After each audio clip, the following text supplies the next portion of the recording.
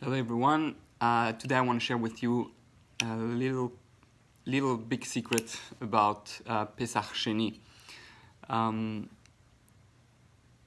It's very strange that from all the holidays, we never have a make-up holiday, so to speak. We don't. If we miss Rosh Hashanah, there's no second Rosh Hashanah, Yom Kippur, Pesach. Except Pesach, we have it like Sukkot. We don't have on Shavuot. If we miss Pesach, that's the only holiday where we have a Pesach Sheni, which is today, and 30 days later after Pesach. And it's very strange. What's unique about Pesach that there is a makeup Pesach? So really, it's rooted in deep Kabbalistic secret about the redemption. We know Pesach is about our freedom, redemption, and in a way it's as if to tell us that there are two levels of redemption, or if we can say the first original redemption, which was, or all the redemption that happened at the beginning were the first one, and the Sheni, which was going to be the last one, representing the last redemption. So all the people who were tameh, who became impure, had spiritual blockage because of anything specific that makes you tameh, or if they were not able to attend for any reason that, even though they had tried their best, they couldn't attend, then instead of doing the Korban Pesach in Yerushalayim, they will do Pesach Sheni. So what's that second chance, so to speak? Why specifically on that holiday, when it speaks about the ultimate redemption of the Jewish people, there is a second chance? And this is really a hint to the final Geula, that eventually we are going to go out, but the final Geula is going to be very different than all the previous ones.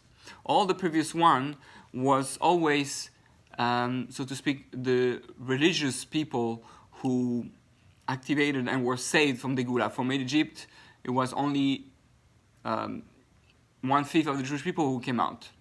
And then during Esther and Purim, and then on Hanukkah, always it was a few individuals who were able to be saved, but it was never a Geula redemption for all the people. The who learned, the one who didn't learn, the one that know Torah, the one that don't, ignorant, every level, Chiloni, Haredi, religious, non-religious. The final Geula is going to be with everyone. Every Jew, religious or not, it doesn't matter. This is the final, and in a way, not the second chance, but the Pesach Sheni. That's the second Geula, the second redemption, which will be final and total. And that's very, and that's why it comes before Har Sinai, before Shavuos, where we celebrate in the 20 more days, Shavuot, where we have those time where we are supposed to work on the unity of the Jewish people. That's where the 24,000 students of Rabbi Akiva died. Meaning that you can be the greatest Talmid Chacham if you're lacking the basic unity of the Jewish people, then you are going to die. It doesn't matter how much Torah you know. It doesn't matter how Haredi, how religious you are. You're going to die. And because the Torah can only be transmitted and only bring us to the ultimate Geula through the unification of all the personalities and type of Jews. Just like on Sukkot, we shake the lulav with the 4 branches represent the 4 types of people. That's when we're gonna really be able to be redeemed, and that's what will be the work of Moshiach, who is gonna unify all parts of the Jewish people. Now, this is a very important concept, and that's why on Shavuot, Keish Echad Belev Echad, if you try to come learn Torah, but you didn't unify with the rest of your people, then you're garbage. You have no, I mean, there's no point. And it is not for any coincidence, and this I'm quoting Rav Dinovich, Rav from a French Rav from Israel, who brings that concept, and I think it's very true that this is why ER is the time where we have that whole thing with the student of Rabbi Akiva, that's like the biggest tzaddikim dying, with Nadav and Avihu, also story where tzaddikim who died, the most spiritual people, because at the end it's not anymore about the most spiritual people, it's about everyone. And it's also not a coincidence that the Matan Torah, Sivan, has to do with Teumim, the twins, in a way as if to say that we have to look at each other, all we Jewish people, as twins. We're all twins, so to speak. We're all together. Something happens to one, the other one is affected. The whole mitzvah of V'ahavta L'recha Kamocha is you have to feel good for the good of the other, and you have to feel bad for the bad to the other. Doesn't matter, any Jew, it doesn't matter if he's a tzaddik or rasha, or he's like, the Zohar said clearly, you have to pray for the rasha. You have to bring the evil, not the evil. I mean, there's different levels. There's the ignorant, there's the one who is tameh, there's the one who is a rasha. And each one, you have to pray for them. You don't want to eradicate them. You want to eradicate the bad in them and the bad in the world. But themselves, all the people, you want them to come back. So we can only do that through V'ahavta L'recha Kamocha. And Dafka during Iyar, that's when we have the whole thing of Yom Ha'atzmaut, Yom HaZikaron, Yom HaShoah, which are almost the biggest controversial thing nowadays between the Haredi and Chiloni. We have a whole debate between the from people, the religious people, the Haredim, who are against the state of Israel. Not everyone, mostly the Satmar Hasidim and other individual and Neturei Karta to the extreme, and those who say no, we can use the state of Israel and use that as a way to come back, to bring the Jews back and to stay in Israel, and we need an army, all that. Now, yes, they were on both sides, they have some truth. On one side, yes, we don't want a state of Israel that is not religious, that doesn't follow the laws of the Torah, because the whole Jewish nation exists because of the Torah. Without the Torah, there'll be no more Jews.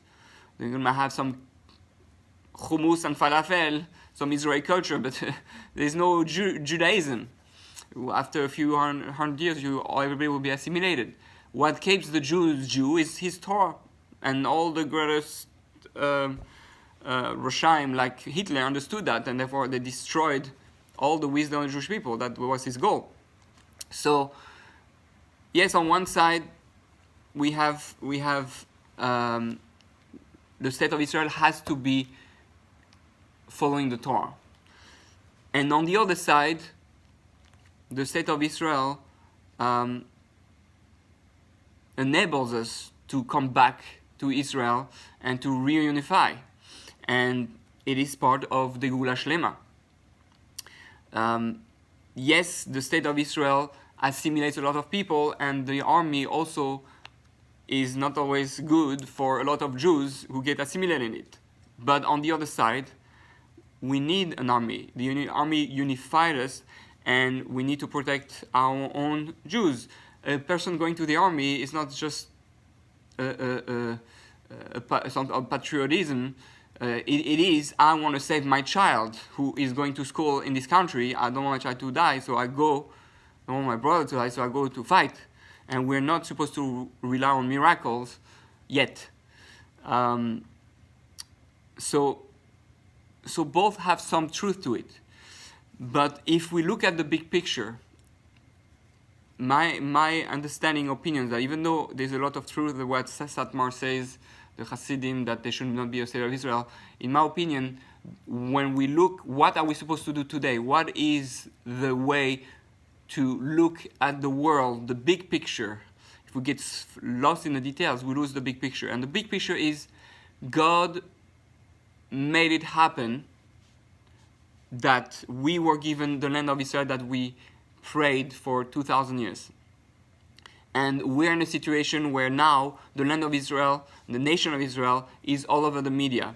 We're the main subject of discussion, and all eyes are on us, so to speak, for good and for bad. And we have an opportunity to be a Kiddush Hashem, a light into the nation. Obviously, not everybody is looking at it that way, but if we look at the way Hashem did it, Hashem has, and that's really according to Kabbalah, many Kabbalists being that concept, that the greatest light is going to come from the deepest darkness. And at the end of days, it's going to look like total darkness, but the light is going to come from that. So why did Hashem didn't do it, that we get the state of Israel through the from Jews, right? That there should be someone, at least with a kippah, who rebuilt Tel Aviv, Yerushalayim, and all that. No, it was the most non-religious Jew who did it. Now, one of the reasons is that Hashem uses the ones who are not religious and ignorant to bring everybody back to Israel, because without that, it would not have happened. Not only that, Hashem wants everybody to be involved. What's a Jewish nation? A Jewish nation is the Chacham, and we're just on Pesach. The Jewish nation is the Chacham, and the Sheno Yodea Lish'ol, and the one that doesn't know how to ask, and then the Tamim, the Tam, the one who is simple, and the one who is perfect, and the one that, in the Rasha, a Jewish people is a whole nation. Is the man, is the woman, is the children, is the good guy, is the bad guy, is the mafia Jew, is the Hasidic Jew, is the Chiloni Jew. It's all together. And that's what a nation is. So the redemption, ultimate redemption, is going to happen with everyone. And the land of Israel has that quality through the non-religious who brought back all the Jews together in that state. When they built that state to bring more Jews back, and we look today with birthright and all, free trip for, they did already 400,000 Jews. Free trip to go back to the land and reconnect to the land. Where aliyot happening all the time. People are leaving all their countries little by little, going to Israel. And Hashem is preparing us for the big show. And it needed to happen through a non-direct way. We know from so many sources that Moshiach came through Tamar, who slept with Yehuda, and he thought he was living with a prostitute, and he came from also the daughters of Lot, who slept with their father, incest, and he came from David. We thought that he was a mamzer because the father thought that he slept not with his wife, and that son was not legitimate. And in Kabbalah, everywhere in Hasidus, it says that Hashem has to hide the way the holiness come. He has to bring it in a way that the holiness is going to come. So the idea is that we have to be aware of the process, the final process, the dark process. We have to be aware that we have to bring the Geula Shlema with everyone. And that's what Pesach Sheni is, the big message of the second Geula, where everybody is going to be involved. And we have to create that unity and respect every type of Jew. Even if we disagree with them, you can disagree with them, but you have to respect that there is that type of Jew, that he's also part of my family. We fight in the family, we don't always agree with our family, but I still respect that you have your own opinion and you are your own way to come close to God or go away from God. But at the end, we're family. That's what a nation is, that's what a family is, and we have to keep that connection. But to hate and to destroy or to say you're not Jewish, that's not the way. So may we really open our eyes to the way Hashem is running the world. Because yes, we have human free choice, but at the end Hashem made it that we have a status of Israel, and that there were thousands of miracles happening with the scuds, and all the wars of Israel were not B'dei Hateva in the natural way. They were constant miracles. We just have to pray more for unity, work more on ourselves to accept the ones who are different than us, and that's the only way to achieve Shavuot, to receive a Torah, a new way, a new area where the Torah becomes more understood.